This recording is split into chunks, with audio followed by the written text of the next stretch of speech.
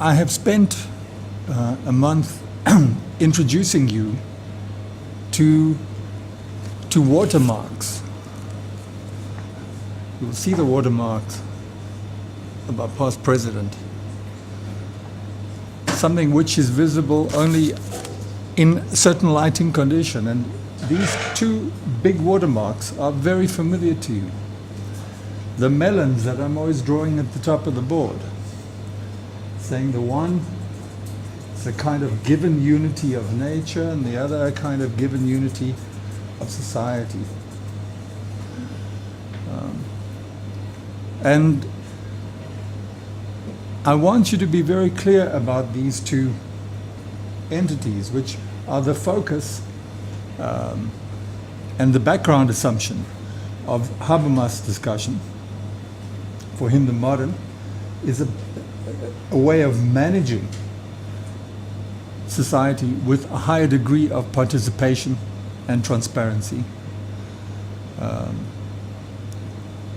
For Taylor, we have seen that the modern is in fact a specific form of culture. It is not a break with culture.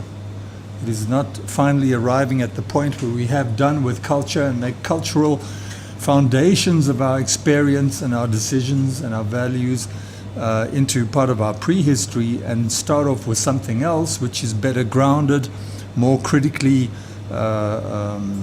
derived or more factually supported. But in fact the modern is just a style. It's a particular cultural style like any other cultural style. So after Taylor we have an absolute parity, an absolute equality between every culture and any other, including ourselves as moderns. With Rorty, we edge towards a kind of pre-Lutheranian hint, if you like, that this watermark may well be a ghost, that there may not be that underlying unity or that touchstone of reality that we call nature and that we use to settle our disputes finally and factually, or that we use to redefine ourselves in this modern era where we see ourselves as natural beings who have evolved with certain dispositions and certain ways of thinking, reacting, perceiving. The project of naturalizing ourselves, which we see with brain science and evolution and various human sciences. That in fact may be a mirage. There may not be some place where we could reinscribe ourselves and finally meet ourselves like Adam and Eve as natural creatures before the fall into culture or the fall into opinion and belief. If there is no nature outside of us, and if society is not just a bunch of individual minds like willful cats that go their own way in the dark, but if society is in fact a set of practices where people are obliged to cooperate, agree, disagree in a certain way, then society is in fact all we have. And whatever conception of nature we have is the result of the practices which we undertake. So we meet Rorty at a point where he is saying it is within our powers to restructure our actions and our associations with one another and our objectives in such a way that we can even change the framework, the notion of nature or the role of nature in our affairs, as in the case of women or the issue of gender, where gender is not a biological fact. It is a politically negotiated topic. It is a focus of endless dispute. It is something else. And many things can come from nature and be reworked through social practices. And in doing so, we find, according to Rorty, that social practices diversify and redefine and reconfigure. And if there is no glue holding them together, there's no external framework or underlying foundation in nature holding these practices together, then the responsibility rests on us. We're not going to be able to dig down into what we are and find principles to live by or understand ourselves finally, truthfully by. We're going to have to come to prudent decisions about what's good for us, what's good for the future, what we ought to do, but we are not going to find some duty written in the sky or written in our neurons or our genes. By the same time, we are not going to find huge penalties for being cruel and inhuman to one another. But we could, through using our imagination, says Rorty, find more and more solidarity with one another, with people who are unlike ourselves. Through literature, he says, we're able to project ourselves into the situation of people we never met, and so expand our imagination of what it is like being you. So the more you can understand what it is like being me, the more I can understand what it is like being you, the more we have a solidarity with one another. And the more solidarity we have with one another, the less likely we are to use this resource, which is all we have for Rorty, as something exclusionary, something to make one another uncomfortable. So we could aim towards a society through an imaginative act of achieving solidarity and insight where everybody feels at home. There's no more us and them. But these things have to be done by us. Reality and our society becomes a doing game in Rorty's hand. But it does highlight how much we had been relying on this idea of nature, including human nature, to give us cues, limits, boundaries, and some kind of sense that this is the reality about ourselves. After Rorty, after his kind of pragmatism, we can only hope to negotiate and renegotiate things which we don't like, and to recruit allies to that renegotiation. So it leaves a very open but also quite optimistic picture, quite an empowering sort of picture.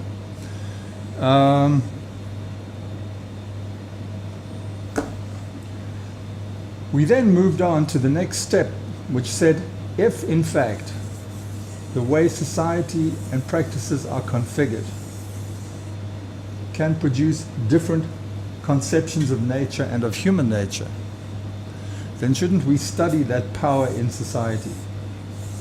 Shouldn't we look for that aspect of society which allows us to produce realities like nature or the external world? Society produces nature, we then believe in nature, and we try to remake society in the image of nature. And it's that kind of circularity which social constructivism started to highlight as paradoxical during the 1980s. And we looked at Mary Douglas's Bible, if you like, of social constructivism, the group and the grid. We then arrived at the most powerful point, almost another kind of light dawning, where these things fade away, where we do not believe in some sort of watermark called society, however vaguely structured it is. And we do not believe in some sort of pre-existing unity called nature. In fact, these things are gone. Now, where are we left if these things are gone? And these things being gone is really Latour's starting point. You remember that for Latour, human and non-human agents constantly crisscross one another. But it's important not to think of the non-human and the human as standing somewhere when they decide to go on safari and meet each other.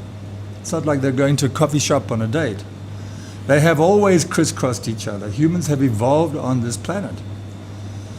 And there is no point at which one arrives at the purely human or one arrives at the purely natural. But nevertheless, having realized what contributions these mixtures make, these constant crossings, having the natural facilitate the human facilitate the natural in one big collective, it also becomes clearer what the modern project is or was. And the modern project was to try and manage this mixed collective, where humans and non-humans have the same amount of impact on one another's fates and destinies and powers and affairs. The modern is a dream, if you like, of managing this tremendous mixture, this cosmic hailstorm of things and humans constantly bombarding and colliding with each other, as if it were purifiable. And I think it's those of you who've got this, good. Those of you who haven't got this, you need to get it now, because the modern is essentially a set of tools for thinking about nature outside and beyond culture and history, and for thinking about culture, history, politics, etc., beyond nature. And here we have beliefs, we have arguments, etc., we have poetry, we have aesthetics, we have experience, but none of it is ultimately prevailing. It is in a constant state of argument and negotiation and conflict, because ultimately it boils down to some group or some individual's points of view that have been forcefully expressed or institutionally imposed or whatever. But this remains, in a sense, in the old-fashioned sense of the word, subjective. You trace it down to somebody's point of view. Whereas these are the things that are supposed to be the way they are when nobody's looking.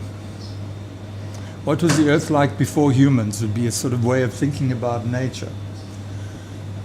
And of course, the tools of critique and the tools of our epistemology and our ontology, our modern belief about what ultimately is, gives us persons and it gives us facts. It gives us society and it gives us nature. And it gives us a constant kind of caution about how we bring them together. We must bring them together in productive ways such that society can know nature, society can use nature, etc., or know itself in and through nature, etc., but not in a way in which society is treated as if it were a region of nature.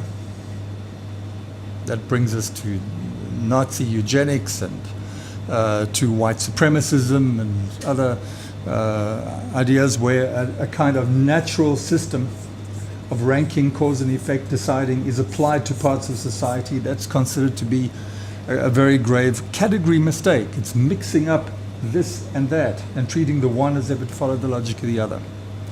And on the other hand, there are these dreadful fears of relativism, where we say you should not treat nature as if it were like society and it can be redesigned tomorrow and you have a different nature, and etc., etc., etc. So that is seen as an equal pitfall to the reification, the treating of human matters as if they were natural.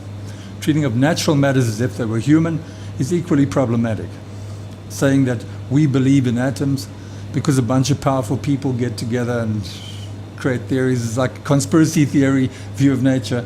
It's very problematic. It's like the people who crop up now and again and say that the moon landing pictures were faked and so on, because there is a group in society that wants to convey a certain view of nature, or people who say that the environmental crisis is something put together by big five governments or a bunch of unemployed hippies with an internet server, etc., saying essentially that a nature is in some sense projected or construed out of social concerns and power and so on and so forth.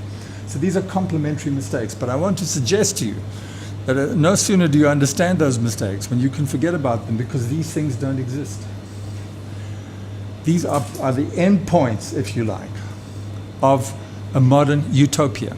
They are what the modern would want to refine itself into. It would want to find touchstones which are both theoretical and experiential, intuitive, by which we can open our eyes in the morning and say, clearly that's natural and clearly that's cultural.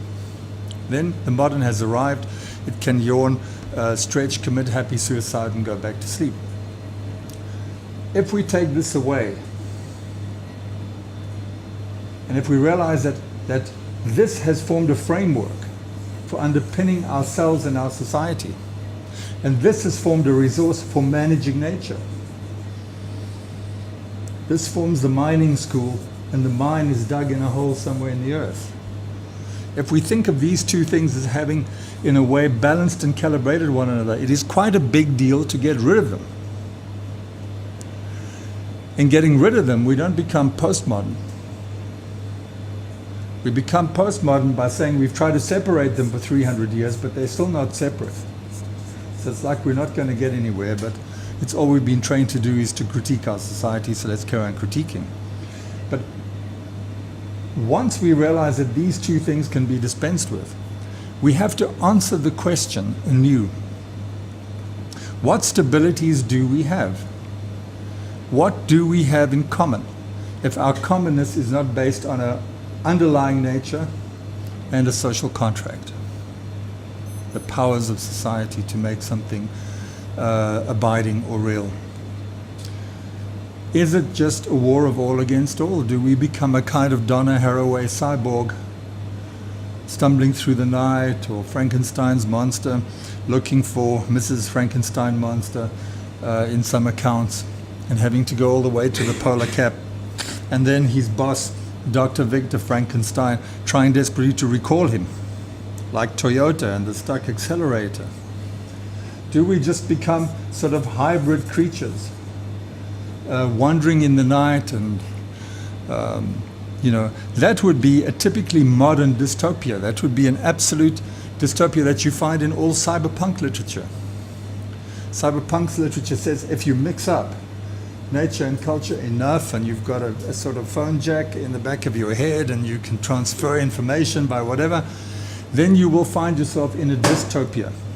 And if the purification and separation of nature and society is the modernist utopia, the modernist dystopia, of course, comes when they get mixed up and nobody can unmix them. Then you have Terminators, genetic engineering, designer kids who are supposed to be very smart, immortality by downloading your brain into a machine, more clumsy immortality by having your brain cut off and frozen like Walt Disney. All of these things strike us as dystopic mixtures from the point of view of a breakdown of the distinction between the cultural and the natural. But we're saying that too is too dramatic. In fact, the Westerners are tremendously dramatic people. Westerners love to think of themselves as these lonely creatures in a vast infinite cosmos, this little subjective point of light in a huge uncaring nature, and so on and so forth. There have been endless Western dramas which have to do with being here and looking at that. Or Dawkins, being here and looking at that. Dawkins, who thinks he evolved in some kind of fast-forward sequence from an amoeba, now looks at the whole of nature and culture as if it were a bunch of misguided memes or bad ideas powered up by a cabal of religionists who somehow have got it in for him and just want to separate their fellow humans from the truth. But the fact is, Dawkins, by coming up with a theory of culture based on a natural mechanism, the idea of memes, is quite unable to understand that a culture is a subjective, highly mediated, highly negotiated process, in which there is no difference between a religious point of view, historical point of view, or anything else. And in fact, if those differences were to be articulated, if we were to rank beliefs in this subjective side, we would be ranking them on the basis of how closely we could verify them or base them in nature. We tend to see science as foundational because science can be based in nature, and then we open a window onto the facts and we say, well, our basic beliefs about physics, chemistry, biology, etc. are correct. But anybody who wants to rank what goes on in this big conversation according to some sort of principle of nature, you can take it for sure, is either a crank or a fascist. They just don't get it. But again, fortunately, we don't have to deal with this, because it never existed. It never existed. This was simply the kind of administration, philosophical administration, that the West believed it needed if it was going to progress. And if it was going to progress, it would progress by pushing the superstitious cultural elements out of nature, and by pushing the natural elements back into the world and not treating them as if they were parts of culture. So, for 3 centuries, the West goes into a big sorting operation. pink socks this side, green socks that side. And anything that is not sortable gets quarantined somewhere in the middle, to come back in a cyberpunk nightmare, or in Mary Shelley's Frankenstein book. This is very much a dream, although a very influential dream. Now, in South Africa, the reason why I chose to deal with the modern in this series, when I was given your kind invitation, was because I believe South Africa is very close to the modern and modernizing experience. It is a very recent experience in South Africa. Because while you might think of South Africa as being a kind of colonial for 300 years and therefore having close association with the Dutch colonizers and thereafter the British Empire, we have seen enough to know that the colonization process, which is identical to this gathering of information at a distance process that we studied in the last 2 sessions, the colonization process doesn't transfer anything from the top to the bottom. To be colonized is like being married on the internet. In fact, many of you may well be married and don't know it until you receive a Bradlow's account or your own death certificate and someone collects on your insurance. To be colonized is not to become part of a big family, as the British like to pretend with this recent notion of the Commonwealth. It was our wealth that was common to them. The Commonwealth, and I was deeply insulted when the British arrived in the 90s and said, we want to make you part of the Commonwealth, Sir Nelson Mandela, for contributions to the British Empire, etc. We want you to be part of the Commonwealth. Isn't that a big deal? And no one was really particularly interested. Everyone was more interested in scrambling to become part of the AU, a powerful part of the AU. So the idea of the Commonwealth as one big happy family, like the Ewings on South Fork, is simply a cover-up for an extremely asymmetrical relationship in which we could only feature in their decisions as a fact within a strategy, in which we only received commands from the outside that shaped here. But the actual shaping and the actual answerability was to norms which were thousands of miles away. It always intrigues me when I'm in New Mexico, which is, some of you know, is the oldest capital city in the United States because it was a Spanish colony, and the Spanish had a governor installed in New Mexico some 300 years ago in an adobe and log building that not much bigger than this complex we're in now. And it took 2 years for instructions to get to the Spanish king and to come back. So it's a question of what do we do? Write them a letter. 2 years later, the answer comes.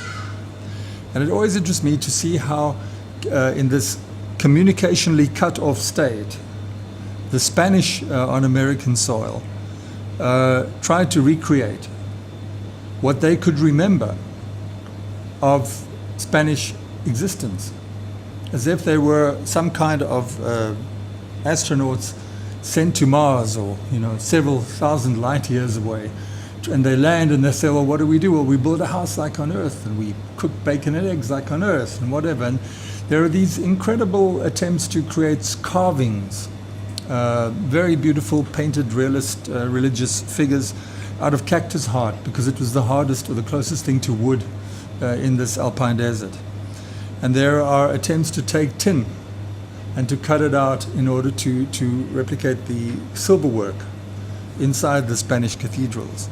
And because there was no gold in New Mexico, people took straw and they pasted the straw onto the background of the religious images. So in the candlelight, the straw would glisten like gold. And it is very touching to see this attempt to orientate oneself in a perfect illustration of Charles Taylor, this kind of attempt to create a relationship to the past or to somewhere else. And in these very humble materials, but very beautifully and sincerely done.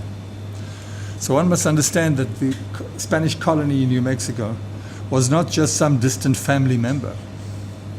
It was something cut off that could have done much better and applied those resources by integrating with the Pueblo Indians. The way in which so many people integrated with the Xhosa people in South Africa, shipwrecked on the coast, and simply became part of the Xhosa people, instead of insisting on building their kinds of temples back home or whatever it is. The Spanish, 2 years out of sync with the mother country, could well have done much better by integrating with the Pueblo people, who had been doing very well in the desert for a couple of thousand years. But they didn't. They insisted on not only replicating, but also waiting on some kind of norm elsewhere. And the reason for that, they were linked by exactly that chain of mediations, which says, starting with this reality that you're in, nothing is real. It gets more real every time there is a translation and an abstraction through this translation, up through our 11 levels, onto our charts, into our botanical museums, into our ethnographic museums, into our military strategy, into our science and medicine, into our law books, into our economy and our bank vaults, along with all the Inca gold. Once this system is so highly integrated, instructions coming from here seem like instructions coming from God. They have an absolute reality, they have an absolute objectivity and authority over colonial life. Therefore, the colonials were almost like people who felt that the only rescue they had was to carry on looking Spanish. So the Spanish would recognize them if they happened to come their way and send something to them. Well, an intriguing history ensued in that case. The Pueblo Indians got tired of the Spanish, started beating them up and roughing them up. 2 years later, the word came back from Spain, move back over the border. And the Spanish moved out and moved back over the border. And very quickly, the Pueblo Indian representatives came to the Spanish and said that the Apaches, who are raiders and nomads, are giving us a very hard time. We'd like you to come back because while you were here, you were a very good deterrent. So the Spanish said, okay, we'll come back. You know, now we're friends. So the oddest actual relations happen within colonial power play and colonial existence. But it is lived through a foreign reality. Not realizing that the foreign reality is made up of convergence of several different colonies. How did the British Empire get more and more powerful? Not by getting bigger, not by the population getting taller or healthier or less inclined to moan. The British Empire got bigger because it was the common focus of several other countries that featured in its calculations, that each formed the bottom of a chain of mediations. And those countries could be steered right off course by having the kind of instruction come back to them. Why? Because the kind of instruction that comes back here sees each of these colonies as part of a sphere, as part of a globe. By converging on a center, they become globalized. And being globalized, they can trade with one another. Hence, we can pick up slaves in Angola and deposit them in Kentucky. And hence we can take sugar from here and take it to process it there, and then take that to process it there, and take that to process it there, and take that to process it there. Or goods from cotton from India, fix it up in Manchester into cheap textiles, take it to South Africa, and make the traditional Tsonga print. All these traditional prints came from catalogs in Manchester, which were put together. They were sample books, which somebody here put together. People liked them collaged together and sent them back and said, print that, and they did print that. So there is a massive colonial history in such a simple thing as a Tsonga print. So understand that once you have that center, you can globalize and coordinate all of these points into something which they themselves can't even conceive of. And then after controlling them like that for 300 years, you invite them to be members of the Commonwealth, to be Dame so-and-so and Sir so-and-so, honorary members of civilization. Now, South Africa was in this situation until almost the beginning of the 20th century.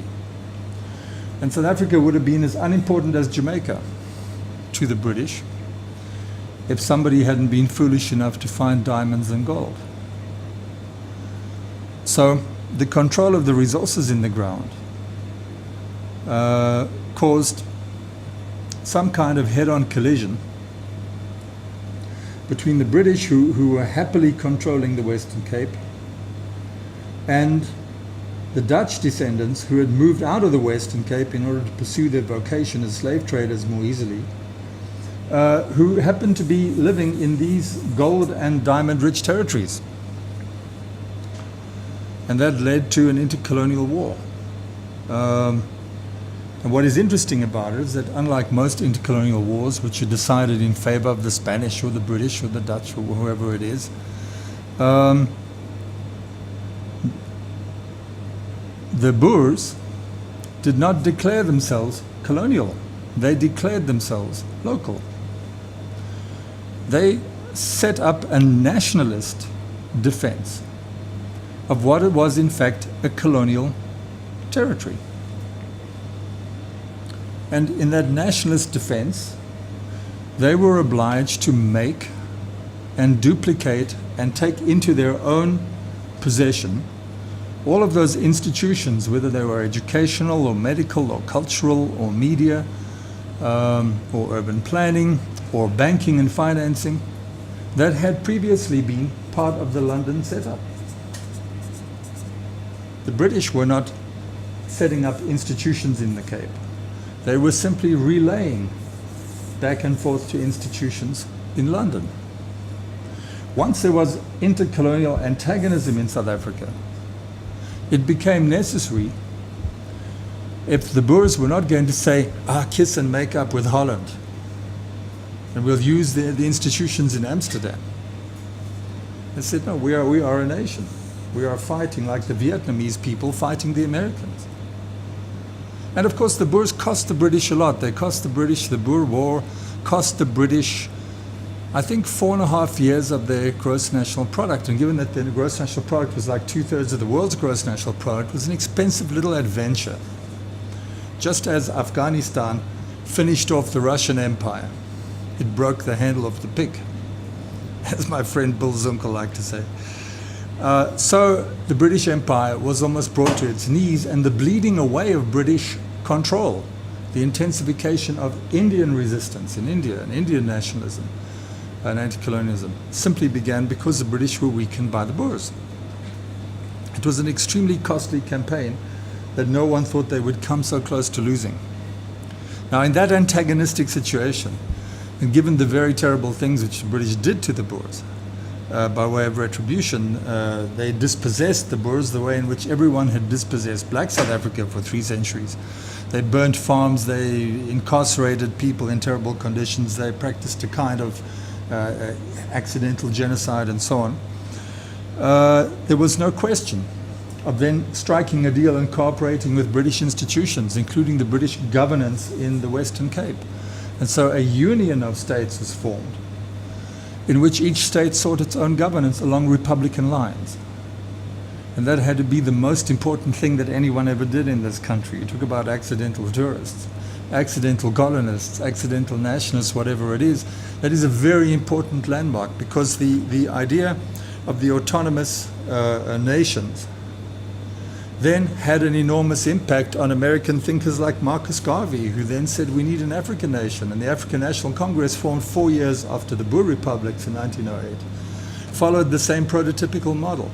And so a republican nationalist framework arose in Africa on the basis of the strange stand in favor of indigenizations, which your great-great-great-grandfathers took. Now, more important to us is that because you have no colonial reliance, you have to be like the Spanish. You have to make your gold out of straw, your silver chandeliers out of tin, your beautiful Virgin Marys, and you don't have those, you Protestant.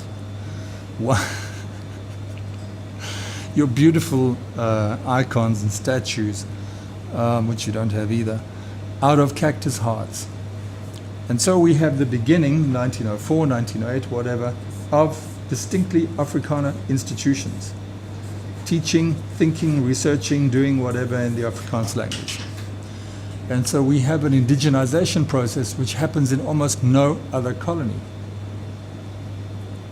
It's almost unheard of, apart from the United States of America. You launch on the path that the USA launches on sometime after 1900. By creating your own institutions, we are surrounded by one. But finance institutions, industrial institutions, law courts, etc., all of your own. And even though they may be humble in the beginning, they are your own. Now, what I'm suggesting to you is that given the time and the nature of these things, given that the Boer republics were constituted in the Free State and the Transvaal in the same year that Picasso painted the Demoiselle d'Avignon, you happened in a high modernist moment. Your thinking was high modernist. And you proposed a high modernist utopia based on a very nice separation between society and nature in order to take this process of indigenization and national autonomy forward. And so South African modernity, the modern in South Africa, is not 400 years old the way it might be in Florence or Venice or Milan with Galileo. The thresholds of the modern with Descartes. You know, Descartes hated to get out of bed. He preferred to stay in bed till 12 in the morning. And if you think you can reconstruct reality from the pineal gland outward, being in bed's a good place to be. But because he liked money, he had been a mercenary at various times in the Batavian army, and he had a very interesting life. Not like the average philosophy professor today. He decided to take him an appointment tutoring a princess in a Scandinavian country. And she was true to form a health fanatic and insisted on getting up at 6 in the morning and having him get up at 6 in the morning, and within a couple of months he was dead. So Descartes, who we see as the founding modern philosophical thinker, is still in a situation where, he can be told when to get up by a princess. That's very far from 1900. Okay. So when we look at the modern, and we look at modernization at its epicenters, we're looking at something that is fairly scattered over time and has a long history. But it's important for you to recognize that the modern in South Africa, because the modern emerges out of a fight with the colonial, it is a replacement thrown in the face of the colonial. The colonial itself is a modern. It is a kind of modern. It catalyzes all the modern means to its purposes. But the modern combined with the national, the indigenization, to break out the colonial chain, only the United States and South Africa had attempted that, or have attempted that. Every other decolonialization has been a handover by the colonial power to whoever or whatever is left, or often an ensuring of the continuity of colonial power, as in the case of Margaret Thatcher and Robert Mugabe, and the kind of dream of a conservative transition, a non-socialist transition in Zimbabwe, backed up by Thatcher investment. But here we have a kind of what seems like an anti-colonial or an intercolonial strife, but not fought in colonial terms. The British fought it in colonial terms, incarcerating, exterminating, whatever, the usual shenanigans. But the Boers fought it in a very interesting model, a model drawn partly from industrial and scientific high modernism. If you look at when your first scientific research institutes and universities and what the faculties were, but also partly from a kind of German romanticist view of the nation and of the national institution. And even that was a fairly recent date in Germany, because by the time Humboldt formulates the idea of the German university, and Humboldt himself, by the way, is a German kind of colonial explorer. He's like a Shackleton or a Ranulph Fiennes or whatever, except Ranulph Fiennes was a mercenary. But Humboldt is a kind of colonial, global traveling figure, a kind of global intelligence. He then is called to formulate, along with others, the idea of the prototypical German institution of knowledge, the university, and so on, taking over the notion of faculties from Kant's idea of the mental divided into different faculties. So we have faculties today thanks to Immanuel Kant and Humboldt. But even this German issue, and those of you who want to look at the formation of the university around Humboldt, take a look at Lyotard's famous essay called The Postmodern Condition from 1979, when he looks very interestingly at the inception of modern institutions, and there's a very nice discussion there. But the idea of national institutions is only really formulated by the Germans around about 1820 in a philosophically sophisticated way, and it integrates with somebody like Herder. It integrates with the idea of a kind of folk knowledge, of a folk foundation, of a kind of cultural relativism which finds expression in its own institutions.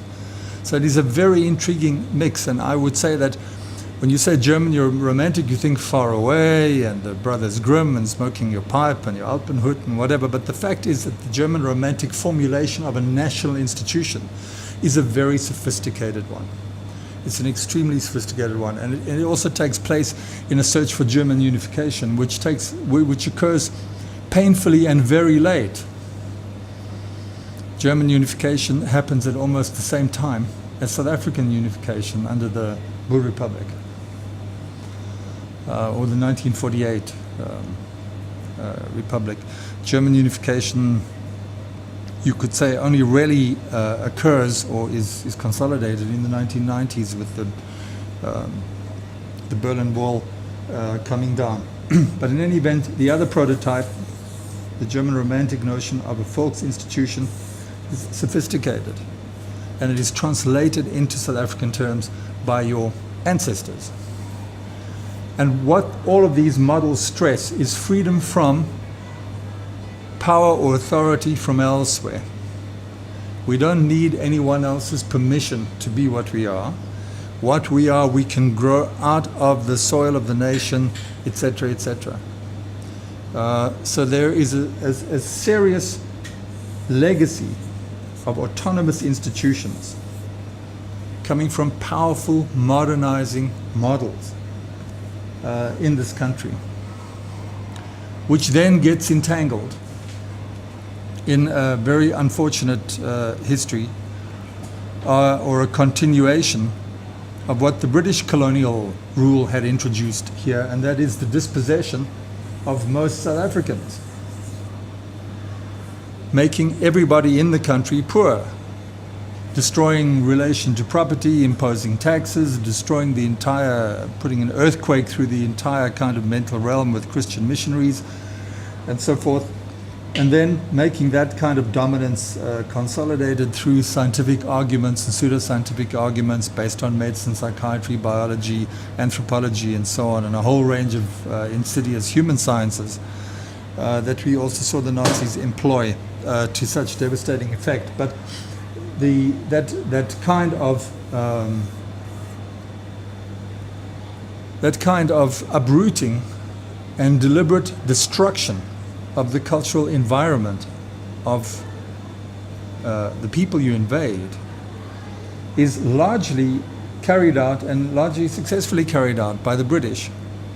And so by the time the administration takes over in 1948 in South Africa, it's simply a matter of rationalizing this disposition and putting a kind of positive spin on it, saying if we can have a nation, you can have a nation. So it creates a kind of multinational federation kind of vision based on homelands or human dumps in which you could denationalize people from South Africa and then put them at arm's length and then pick them up again when you needed labor, and then they were sick and old, you could dump them again and say you're creating a system. But even that system of homelands was based upon a very sophisticated modern type of social engineering, combined with an attempt to preempt the African national aspiration to nationhood. You want nationhood? I'll give you a nation, but where I want it, where it suits us. So I'm saying that it was not necessarily a part, the apartheid policy was not a part of the original nationalization and indigenization and modernization process undertaken after 1900. It was a legacy that had to be managed from the colonial, and even it was modernized. The British colonials dispossessed. Believe me, racism, white supremacism, everything else, 100% British legacy here. It's not something that Hendrik Verwoerd dreamed up. But Hendrik Verwoerd had to then say, how do I, in modern social scientific terms, turn this colonial domination into a problem of international relations? How do I manage this thing? So apartheid manages in a very active way what colonial dispossession simply did by right, because a colonial country accumulating so much information and power simply experiences itself as superior to everybody that it colonized. Whereas the Boers did not experience themselves as superior to anyone. They wanted to kind of negotiate a sort of neighborly policy, but unfortunately it was a kind of rabbits for horses type trade because of what they had inherited by way of dispossession. So I stress that not to in any way seem to be an apologist for the apartheid policy. In fact, anyone who knows me knows I was quite the opposite.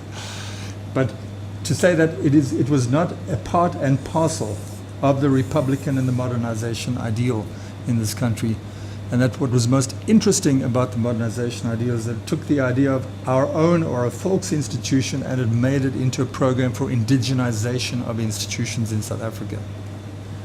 Now, why is this important? Because there is almost no addressing in this country of the South African experience as colonial. There is a constant addressing of the South African experience as molded by apartheid. But apartheid is not a particularly insightful matrix of the colonial. What Latour discusses as the modern and the concentration or the convergence of so much on one place, making that place into a global center and globalizing everything else in the process, creating a new metaphoric geometry, if you like, for the world and its people. That is far more relevant to the history and shape of South Africa, and that is a purely colonial history.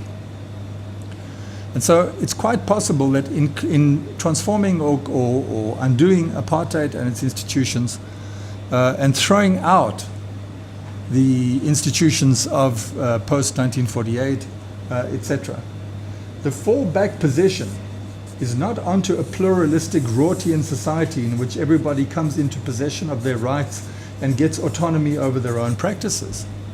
The fallback position, once you take off the apartheid wallpaper, is onto British colonial society, which you see perfectly expressed in the aspirations of Helen Zille, the Western Cape, and so on and so forth. So it's far from saying we get rid of this legacy and we find ourselves in the new South Africa. We get rid of this legacy and we find ourselves simply reset to the colonial relations, where it seems perfectly natural that we could starve people or shoot them in the eye with rubber bullets for the sake of tourism, because after all the tourism's in pounds. You know, colonials would shoot them too. Why bring down the price of real estate by having all these dreadful people squatting on it and so on and so forth? So we are dealing with the problem of having, yes, maybe removed from the statute books the worst aspects of the apartheid republic, the white supremacist aspects of it, but finding ourselves unprepared to run straight into what sits right underneath it, which is the colonial. And the colonial doesn't necessarily mean today that you take your instructions from London. It means you take your norms, your values, and your lifestyle from London. You find Monty Python infinitely more subtle and clever than Trevor Noah. You only read good books, according to the Times Literary Supplement, what a good book is. You want your children to study at Oxford and Cambridge. You want them to go and have great careers and make it in New York and make it in London and make it in whatever. And I didn't go on to show you how, in fact, the colonial simply had the covers taken off it and has been boiling in a way and informing in a way the indigenizing nationalist kind of program. Wipe that away and we find ourselves having to deal with, identify, understand, and demolish the colonial.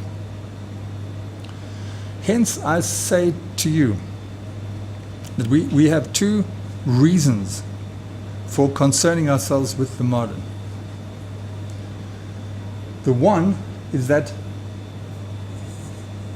an attempt in ultra-modern terms was made to fight the colonial by a certain bunch of, let's put it bluntly, colonizers. But in fighting the colonial, these colonizers took a kind of Rortian path to themselves. The Boer War, which is a great intercolonial war, also had the strange effect of forcing the losers onto a path of indigenization, not into a path of compromise with the colonial power. So we have got very modern institutions, and we've got an indigenization process of making these institutions South African institutions, based very strongly on modern principles, modern nationalistic principles of very recent origin. And since the Republic starts in 61, as I've said, modernization as such happens in 61. The modern, in one sense, happens 40 years ago. But below it is a 300-year very modern legacy of the colonial. And what's the difference between this modern and that modern? You've seen this modern, it's alive and well. When we take the lid off this one is there. In a way, this one suppressed the conflict and kept this one on the deep freeze. This is like Utsi the Iceman. You know, since 1948, he's been sort of slowly percolating in the Western Cape, only to kind of come back to life and become the default South African modern or South African liberal attitude. But this colonial modern differs from this one in that this has never had its own norms in its possession. It was constructed in a circuit to the mother country, and it still tries to get back to and construct itself in a circuit to the mother country. You study fine arts in this university, or in Wits University, say, and what are you given? You are given British art as an example, you are given Italian art as an example, you are given American art as an example. What are you asked to emulate? You're asked to emulate the trends you read about in the periodicals in the power centers of the world, in the former colonial metropolises. In this country, there is a kind of first B stream and an A stream in art. If you're interested in Alexis Preller, there must be something wrong with you, because you should be interested in Pablo Picasso. There is a mainstream consensus out there, and any attempt to in fact articulate the importance in this society, indigenize somebody like a Preller, etc., is seen in fairly patronizing terms as an interesting adventure, but will never amount to much. It will not have the same fundamental impact on the way people think to find out something new about Preller as it will to find out something new about Picasso. Now that is essentially an unmodified colonial mentality that thinks that way. And what intrigues me is that the Boer institutions carried on, and I hope I don't offend anyone as say Boer institutions in a positive way, because it was the Boers and the Brits. So the institutions that the Boers created to assert themselves in this situation, the Boer institutions were not particularly interested in studying Picasso. They were not particularly interested in any other outside benchmark. They were in fact desperate to create their own internal benchmarks, which is not to say they were successful in it, but that the orientation was towards external benchmarks and an almost deliberate rejection of outside benchmarks as encroaching upon their autonomy. Now what I find very sad in the present situation is that with this more or less unpopular and having thrown a lot of the baby out the bathwater, having thrown national autonomy out with the bathwater, we find ourselves back to a colonial situation mentally. And in that colonial situation, we forget that we have already got 60 years of resource making, or 100 years of resource making, against that the definers of this colonial power. And that within this colonial power, black South Africa, which is in a Rortian and in a Taylorian sense the absolute model of a culturally coherent, culturally driven, culturally resourced societies, cannot find expression here. Those societies were much more likely to find expression there, not in the days of the homeland policy, but in terms of the indigeneity that was part and parcel of this Republican adventure. So we have a very strange convergence of people who are ironic about themselves, and we have a kind of strange assimilation to a set of norms that are considered Western and modern but are in fact colonial. But the very true Western and modern norms, if you want genuinely modern norms of the modern project the way we've discussed it in South Africa, it is not around the British colonial adventure at all. It is around that. And that is why you who are the heirs of this project and who study in these institutions and will teach in these institutions and have taken over the various practices of these institutions should become aware, as the Germans became aware, that it is not just a matter of saying, we're so ashamed of the Nazis, let's become Americans. Yes, that did happen in Germany. It happened for a couple of years. To even discuss the Nazi issue in public was illegal. To have a Nazi emblem or Nazi teacup or whatever was a punishable offense. And one can understand that.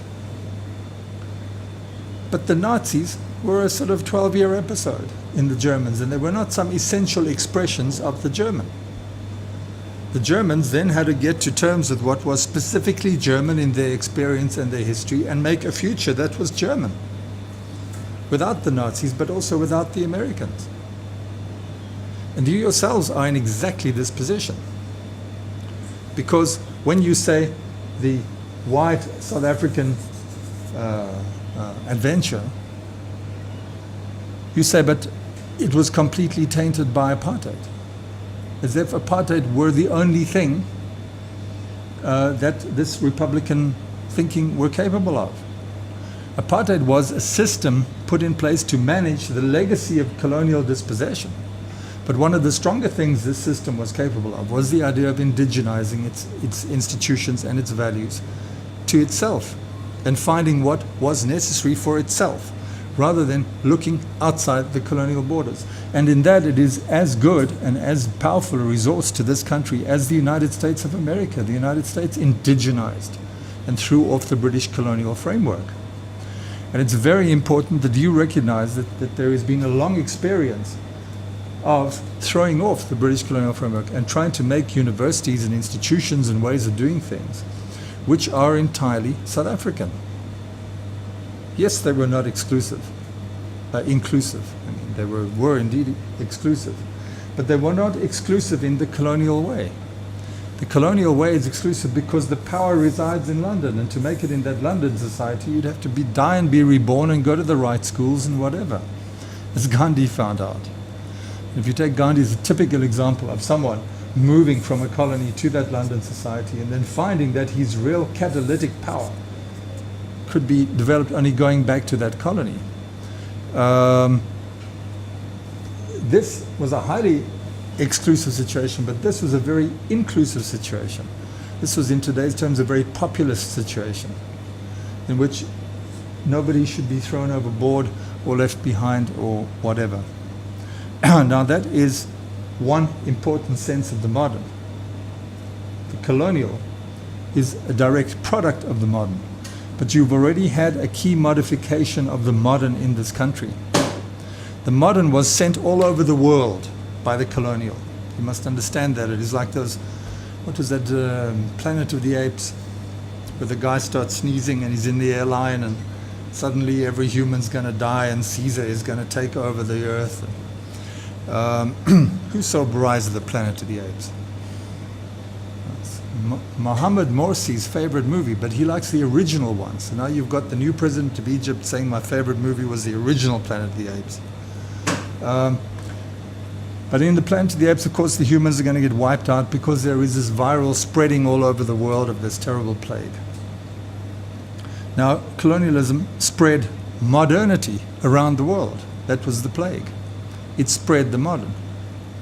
But the colony never got to possess the modern. London got to possess the colony, and the colony allowed London to create the modern in the form of universals, comparisons, controls, the 11 steps of mediation that we have spoken about so much. In a very interesting way, the South Africans did not try and cut themselves off from the colonial in order to go back to something, because they had nothing to go back to. What would they do? Hitchhike to Holland, brush up on their Dutch grammar and declension, be condescended to by the Dutch for being yokels. They had nothing to go back to. They could only go forward, so they went forward to a full-on modernization on their own soil. And that makes South Africa comparable only to the United States. The United States was just as racist, just as exclusionist, just as genocidal, just as unpleasant, just as violator of civil rights and culture of rights, whatever, but it did one thing. It took a piece of modern out of the colonial centers, and it showed that it could work. And America became the most successful third world revolution in history. As I told a Republican senator once, much to the mirth of my ANC colleagues, and he didn't know whether to be appalled or flattered. I said, we love to come to your country because it is the most successful third world revolution in history. And we learn so much from you because we're a very recent one, you know. He was charmed and appalled. But it's true. Only in the United States has the attempt been made not to go back to something. Leave us alone in our Papua New Guinea, and we go back to our Papua New Guinea ways. There was no cultural matrix that the Afrikaners went back to when they opposed the British. They did not have a cultural matrix. They did an absolutely modernist thing that would please Charles Taylor. They synthesized a cultural matrix for themselves out of the prehistory of modernism. They were such big modernists that they then attacked or attached German Romanticism and the whole Herder idea of the folk, etc., and the Volksinstitution, right onto the back of their modernism. They were spontaneous, brilliant, hermeneutic people to create a literature, institutions of culture, and so on and so forth on the basis of that. 10 out of 10. Same with the Americans. And this became a center. It became such a commanding center that it attracted to itself the powers of a colonial center and administered the whole homeland policy and the whole colonial framework of dispossession, you know, almost on the basis of a small change. But it did achieve an indigenized modernity, exactly like the United States. And what I find so shocking is people who think to be modern in South Africa or to be westernized in South Africa or whatever the term is, means to be familiar what's going on in New York or in London or in Paris or in Berlin or in Beijing, all the cool centers of a global situation. It's absolutely nuts, because you have already achieved the ability to reference things to yourself. So we have a South African modern. We simply need to say that this South African modern has to become permeable and a resource for everybody in the country. And there we are onto the Rortian tack of creating a culture of rights. This with no changes, became 1994 Republic. Except the 1994 Republic then created a terrified white internal refugeeism, I call it.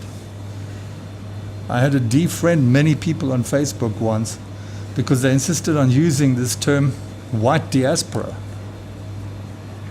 I said, well, if you insist on thinking of yourselves that way, it means I'm a modern dancer and I do these kind of things, whatever, but I can't get recognized in blikkies because this whole country is blikkies for these kind of people. I have to make it to London and go to the Edinburgh Fringe Theatre and hope someone will recognize that I make it in London. I had 5 performances in London. Therefore, I'm part of the white diaspora. I'm one of these strange albino salmon that had to go back to my imagined colonial ancestral spawning ground. But the fact is that there was probably like infinitely more dance resource in South Africa on any given weekend than there is in the whole of London. But the colonial mindset creates such a thing as a white diaspora. So unfriended. Okay? Just as people who approvingly speak about spanking their children, defriended in bulk. That was the bulk defriending. I made them all come out, and then I told them, you don't make the cut, you are now defriended. So there are some very intriguing distortions. You have the same level of embedded modernism in this country as the United States. You have the same thing. And yet the white refugeeism, the flight to the Western Cape, where we can be represented politically. If I could tell you how many times white South Africans have said to me, we don't feel heard by the government. I'm saying, well, what are you saying? Is what you're saying capable of being heard by any government? You know, could it only be heard by Lord Kitchener and your psychiatrist? The white diaspora meant a reclustering. Having got rid of these terrible Afrikaners, we can now free to recluster around. Not English liberalism or universal liberalism or some kind of reading of John Rawls applied in Cape Town, but around precisely what a colonial lady and gentleman should be. Up to date with what's going on in the rest of the civilized world. In other words, an internal exile in a little London. Or a little civilization. And banging on the doors of this little civilization are all these terrible, savage people from the Eastern Cape wanting to ruin our good schools. And steal our good tellies so we can't watch the BBC, what's this thing, atrocious program.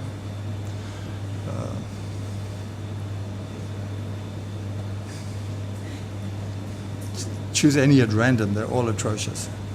They're all about when the British had an empire. So this, in fact, is one of the extraordinary ironies of South African experience. It looks like progress, but it's progress simply towards a colonial default.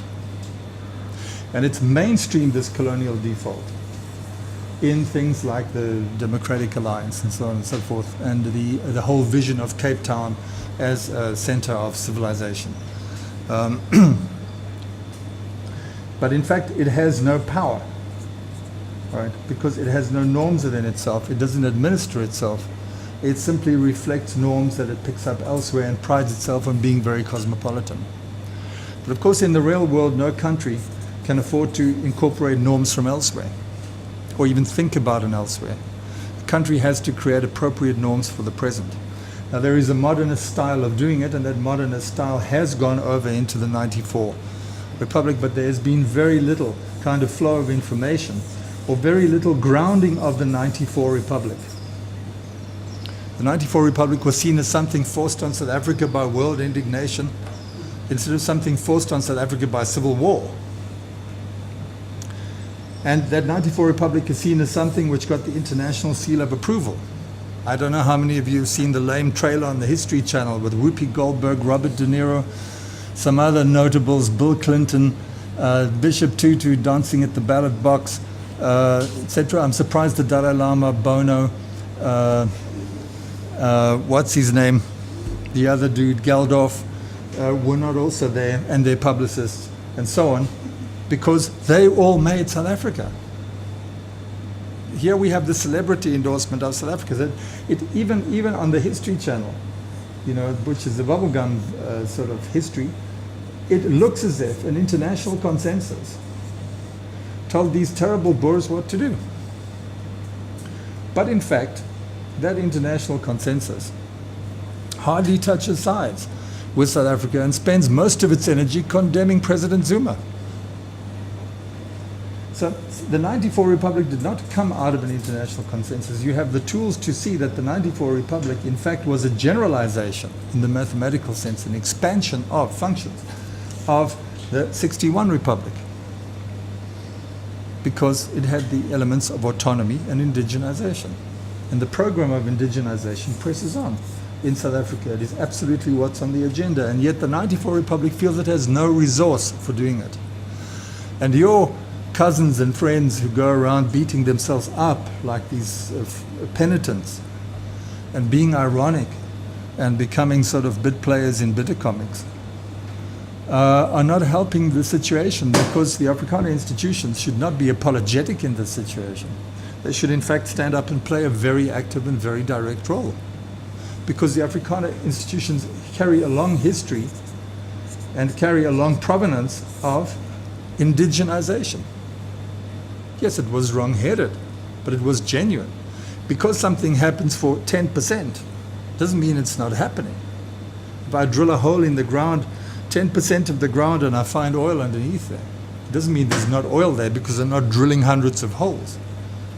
The fact is, it was a valid experience of indigenization. It was a very valid resource to create an anti-colonial mindset, and it was a pivot for decolonizing the country. But it didn't decolonize the country because it excluded 90% of the people who carried on under the sort of colonial rule. Now it needs to become a decolonizing resource for 100% of the country, particularly saving the self-colonizing people from themselves, or helping them to go to Australia or wherever things are much better. So that is one thing that I want to stress to you, because the reason I chose to address modern is because the issues around modern are absolutely boilingly alive in this country. The modern is how do we bring the 94 Republic on the agenda? What should a republic be in a post-colonial situation? And what's interesting is that this problem didn't arise in 94, this problem arose in 1902, it arose in 1948, it arose again and reformulated in 1961. And we've seen what an awkward century the 20th century was for the Afrikaner people, because of this Republican project trying to make its way and accommodate whatever within a colonial global space, and being in danger of being colonized itself. You felt the full weight of British colonization with the concentration camps, scorched earth policy, the epidemics, etc., the genocides, and so on and so forth. So you found yourselves in danger of becoming colonized. So we have a very interesting instrument, and we have an interesting number of phases, and we have an interesting background to the 94 Republic that no one in fact looks for. So the modern in South Africa is something very recent, but it needs to be pared away, and the agenda in South Africa is not how do we get rid of the apartheid state. The agenda in South Africa is how do we understand how much the apartheid state got rid of the colonial modern, and how do we ourselves negotiate the colonial modern, which right now stands in complete opposition to the 94 state. in the standoff, say, between the ANC and the DA. So let's take a smoke break before we continue.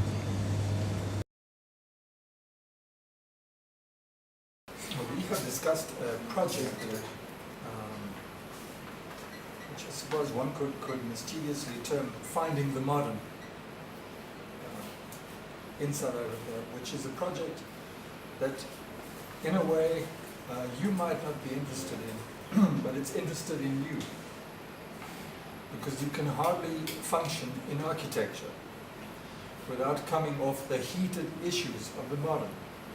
And indeed it was architecture that brought the world the scourge of postmodern. It was something that launched and consolidated, and in some sense, the conditions for a postmodern debate ripened in architecture long before they ripened in philosophy. If one looks at the New York Five towards the end of the 70s, and then you look at the first formulation of postmodern by Jean-François Lyotard in 1979 at the request of the University of Quebec. They said, we want to hear something from you. And he said, well, I'll give you a report on knowledge, what the future of the university will be. And in 1979, he introduces the idea, he calls it the postmodern condition, a report on knowledge, saying how will our societies gather themselves up if the modern has failed and run out of steam.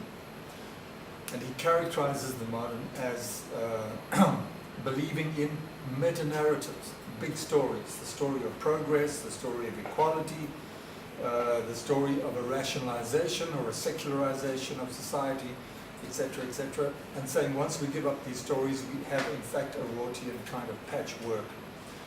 And those of you who will follow the reading, I will post some almost three-way debates between Habermas, Lyotard, and Rorty that happened at that time. But it's important to remember that architecture, in fact, brought the issue of the postmodern. It was the first area or discipline, really, to propose that the modern may have somehow halted or ceased to be available. So you yourselves cannot throw your hands up in despair. Your own discipline hatched this egg of the postmodern and relativized the modern, and setting the stage for somebody like Habermas to say, well, how do we revise and restart the modern?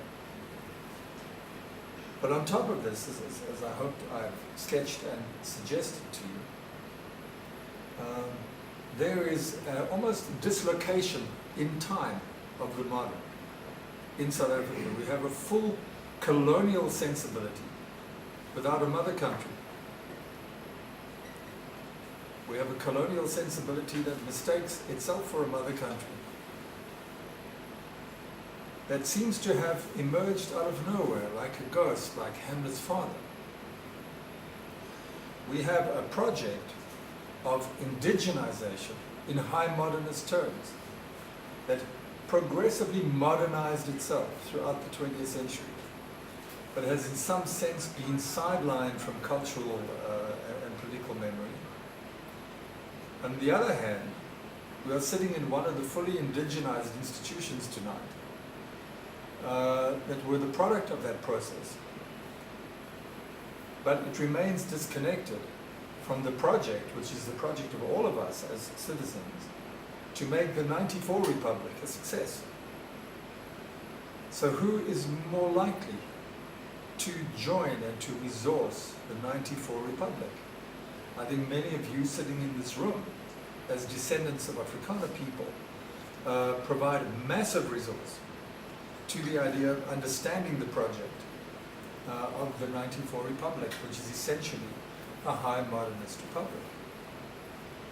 Almost resourceless in the face of the decolonization demand. There are some republics which could have almost been drafted by Frans Fanon. There are some independence, transitions to independence in the world, where the colonial government hands over, the way the colonial British handed over to China, Hong Kong, which had been a staging post for their drug dealing into China. You know the history of heroin and the British, which which has gone on unabated, as we know from Sid Vicious. And there was a handover of Hong Kong to the Chinese. But in Ghana, there was a handover of Ghana from the British to the Ghanaian people. Now, these are situations where one has to either directly endorse some colonial institution, or one has to transform and create anti-colonial institutions. But in South Africa, the step of decolonizing never occurred, because South Africa de facto decolonized itself with the homegrown republic. But the homegrown republic moved out of the picture, like the sun setting, and suddenly the evening star of a totally colonial, race-based colonial type of thinking, Western thinking, which is colonial modern, appears on the scene and becomes more and more influential in the way things are assessed, done, and imagined from, let's not mention names, we get sued, from the spear to the satirist with his little shower, who just think it is quite natural to poke fun at the natives. And with impunity, because we'll hide behind our constitutional rights, and so on. And everybody who is not part of a kind of colonial ratio or post-colonial identification and develops themselves in accordance with norms not in the country, is seen as partly civilized, to put the matter bluntly. Now, of course, that can only be a separatist type of society. That is a formula for a separatist society. That is a society saying, we're waiting for the helicopters to come and take us to the mother country. Spiritually, intellectually, our success could only be measured by success in the mother country. If you're not a Rhodes Scholar, you're not anything. But on the other hand, we have all black South Africans. We have a great majority of South Africans relying on the success of the 94 Republic.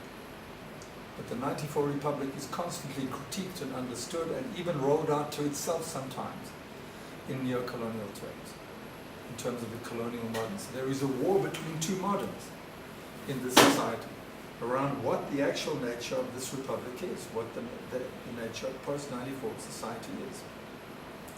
And in my view, because decolonization must be on the agenda in this country, it's come back on the agenda,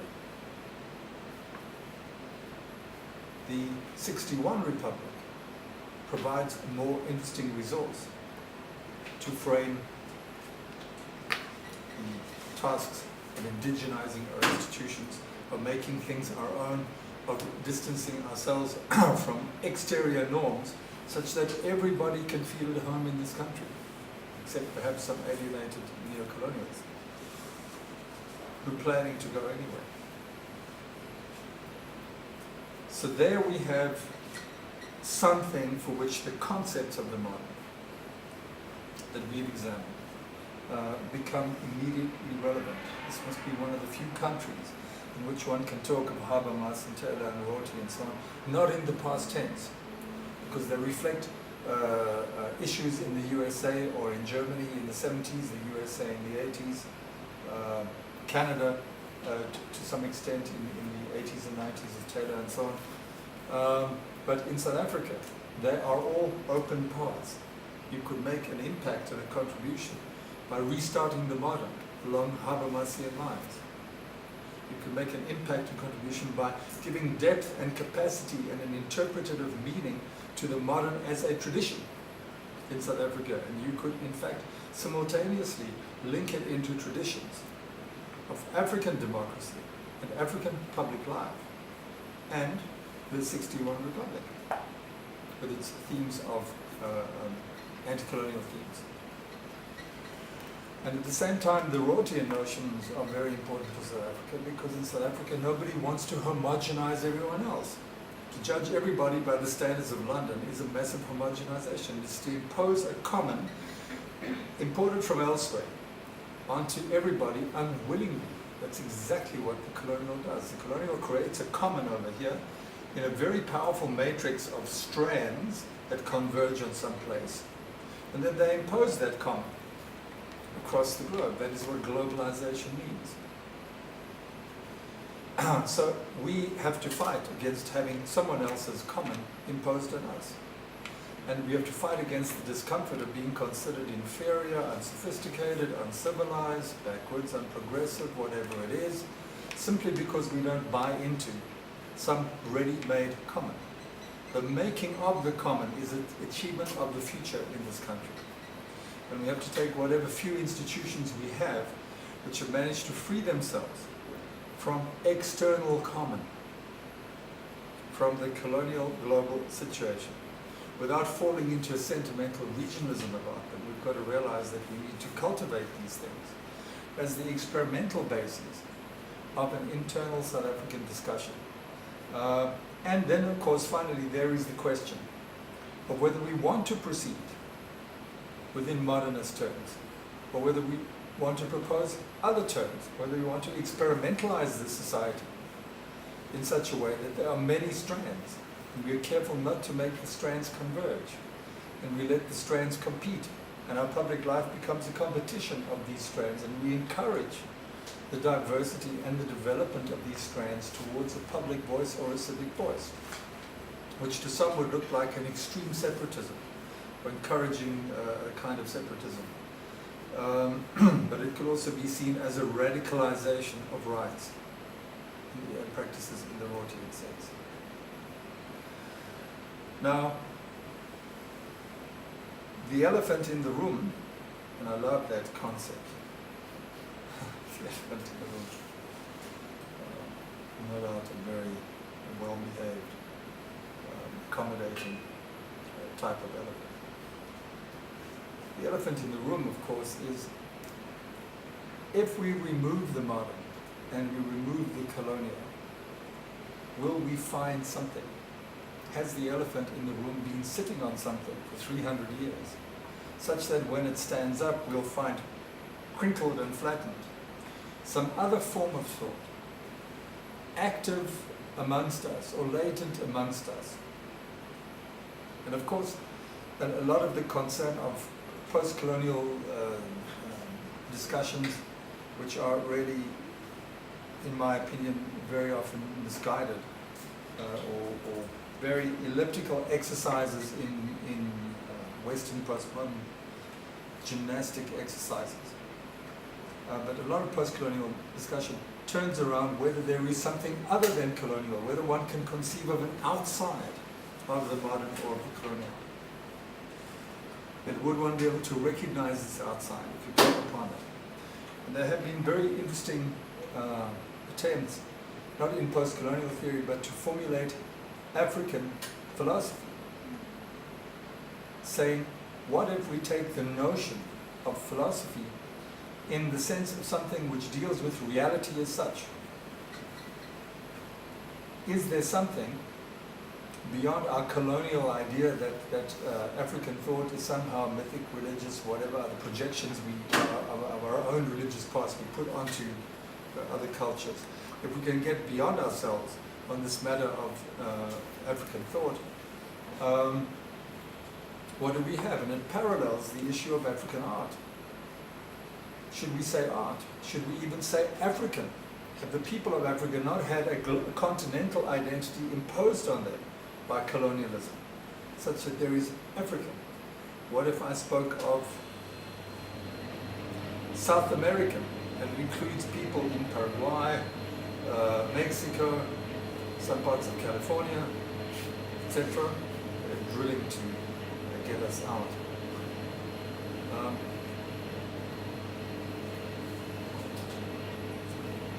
What if we, sort of declare a truce on this idea of African, and perhaps take it seriously that it is a massive generalization?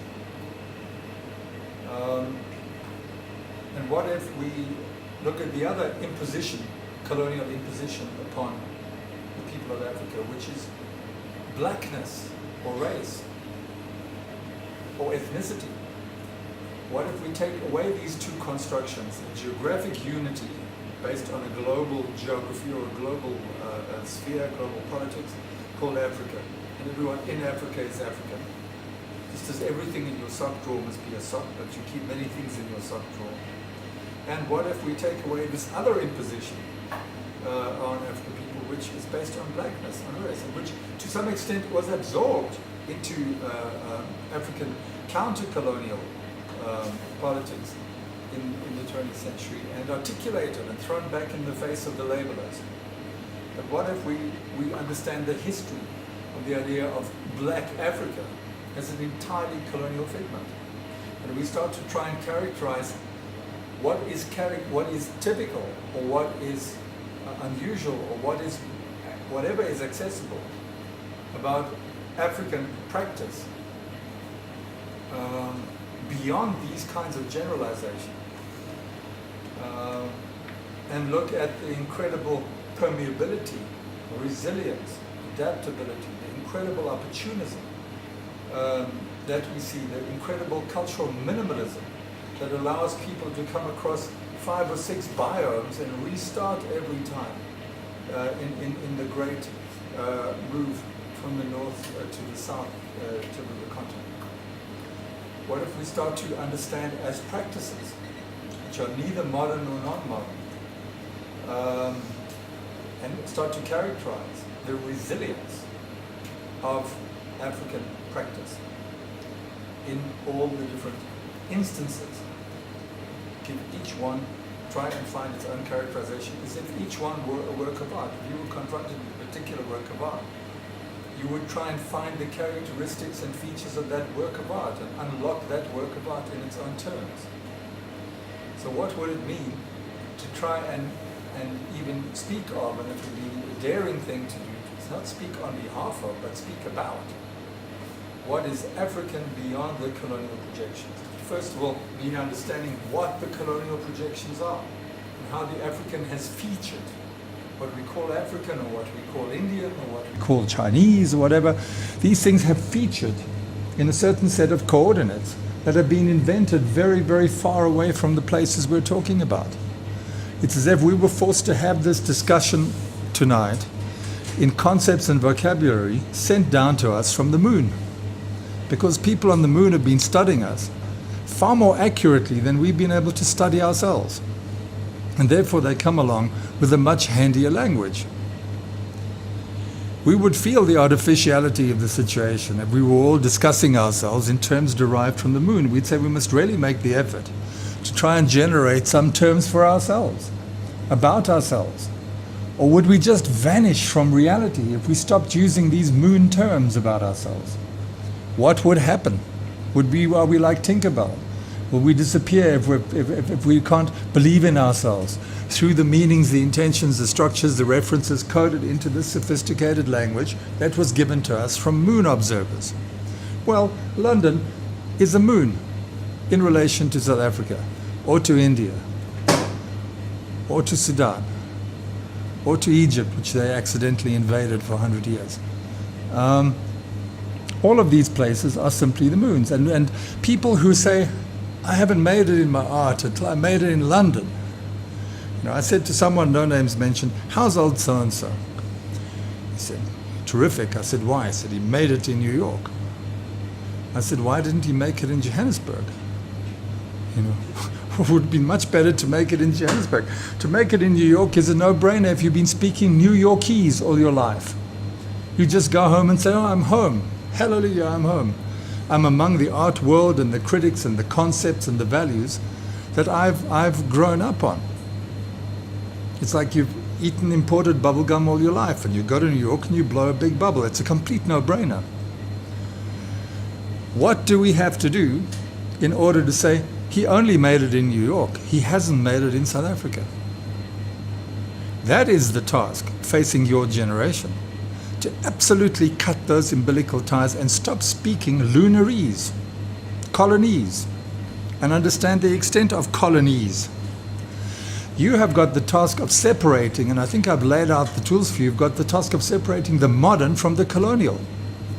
The modern is an immense resource. Latour has said to us, we've never been modern. We now have the task of separating the modern from itself. That is the great challenge. Right now. How do we understand the modern outside these two ubiquitous terms of the modern, outside of its two watermarks? And in this country, how do we separate the modern from the colonial? The modern is not something we have to achieve. Countries that have been colonized and brutalized and had everything destroyed, mentally, spiritually, emotionally, economically, geographically, nomenclature, everything uprooted and destroyed. They have had a permanent earthquake. And then the colonial country says, you're too costly, we'll hand you back, you're independent. Those countries have to create the modern, or believe they have to move to the modern, because they come into it in the most unfavorable position. South Africa created the modern throughout the 20th century in its own terms. It occupies the modern in a very favorable position. South Africa is not like some country that says we have everything to fight for. We are recently decolonized.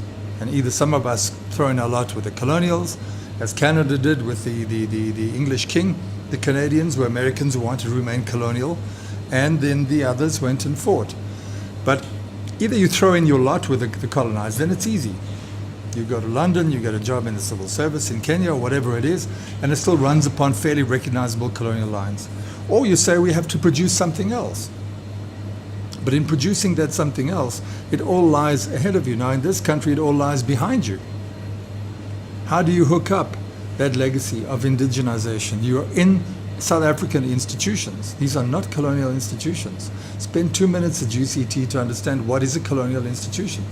Spend 2 minutes chatting to people at WITS to understand what is a colonial mindset.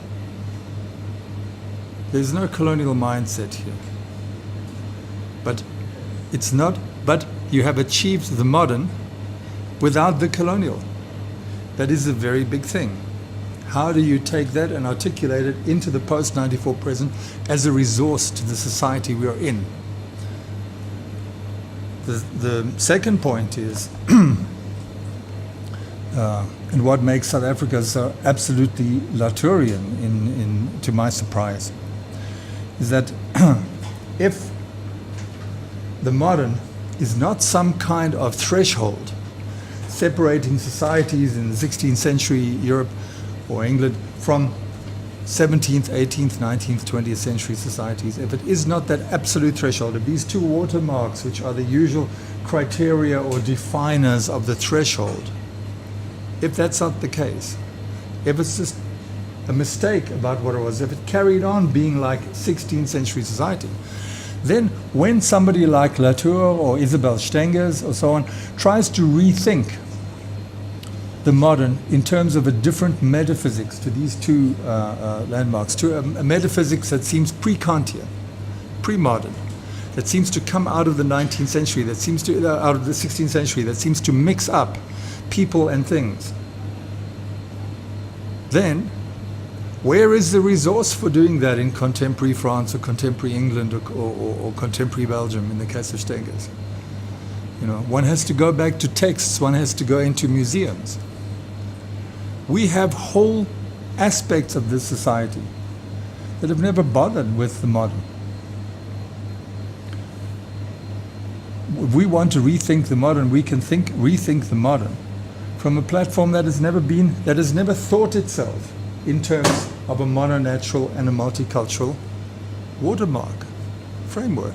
We have access to cultures which never cared about these things and never will care about these things and never should care about these things, but have been stigmatized as pre-modern. They are in fact the future of the modern. If we're going to rethink the modern, we must rethink the modern outside of modern terms. Well, we all have access to all of that. Hence, South Africa can be an absolute laboratory in both having the modern and repositioning, refashioning the modern, and making it into a resource, not something to be rejected cynically, as postmodernism has done, or regretted nostalgically as anti-modern people have done, conservatives have done, but to in fact penetrate to what the modern has really done. We may be the first to understand the modern for what it really is, outside these rather imposed frameworks, which are in a way the frameworks of the colonial. So there are many things in play. And you as architects cannot avoid these issues, as much as you might not like them, because you are the freaks of any modern society. You think about the humans by drawing bricks and mortar. You think about bricks and mortar by imagining the humans that will live in the house.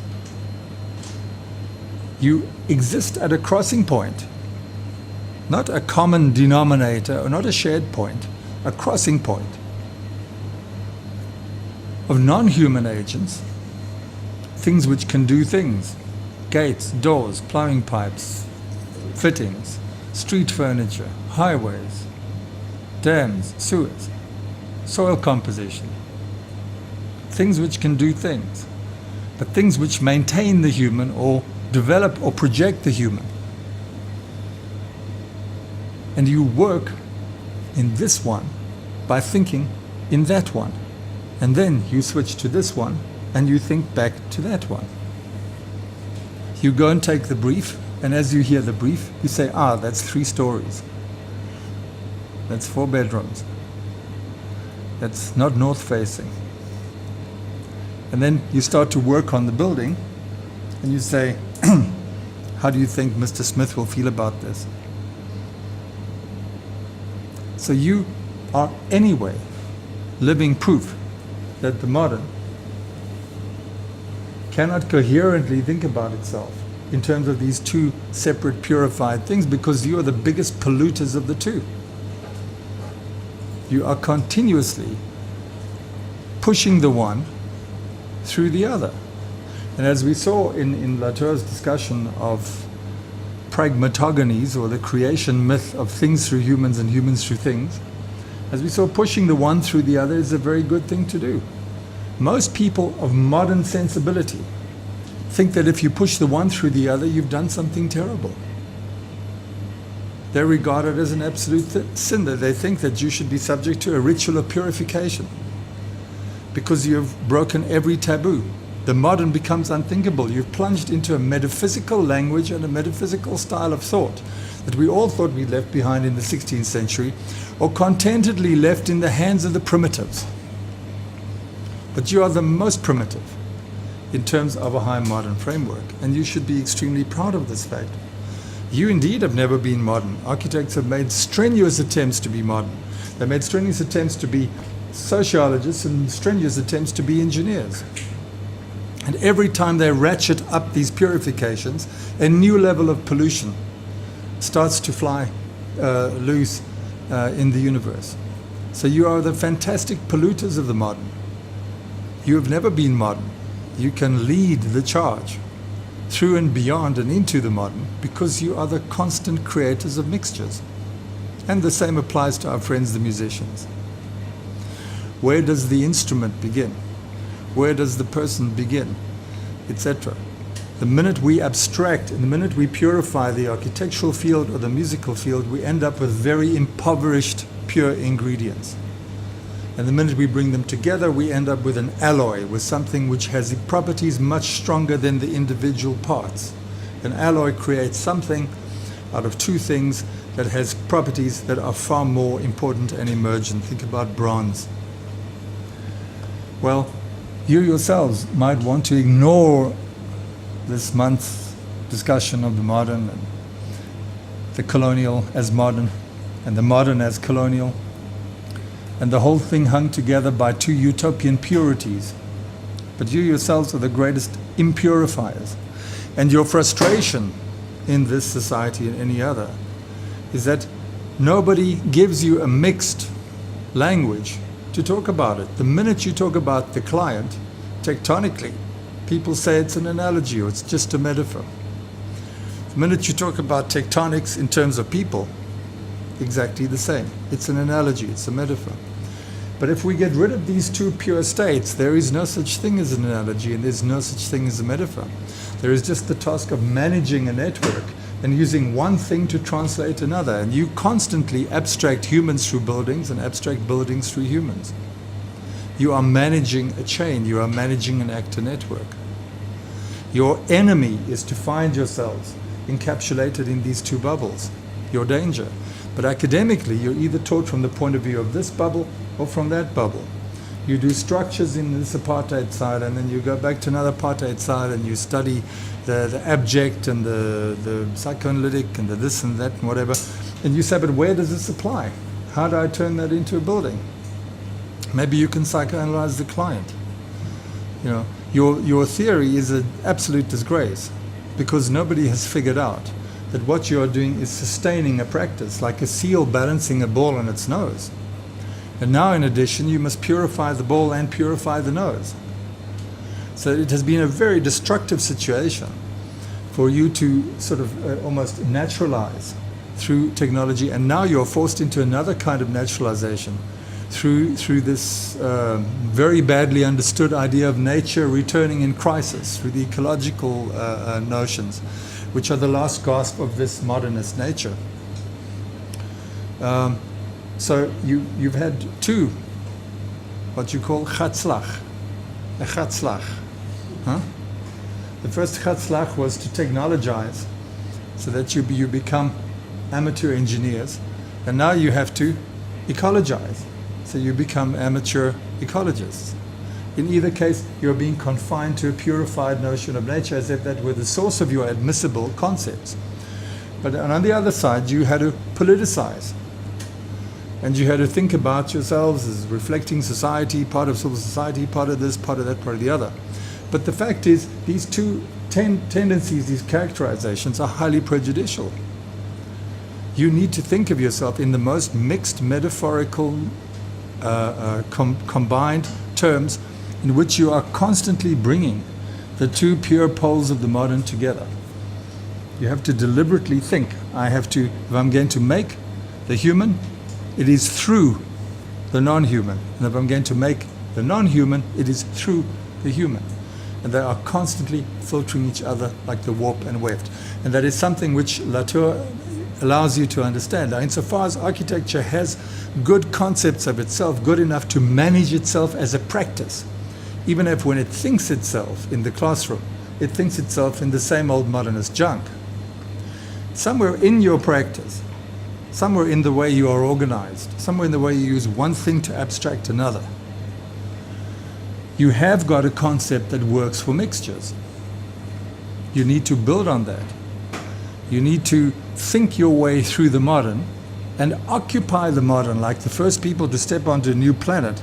You are stepping into the modern with your eyes open, because the modern is in fact nothing but a global, tremendous acceleration production of mixtures.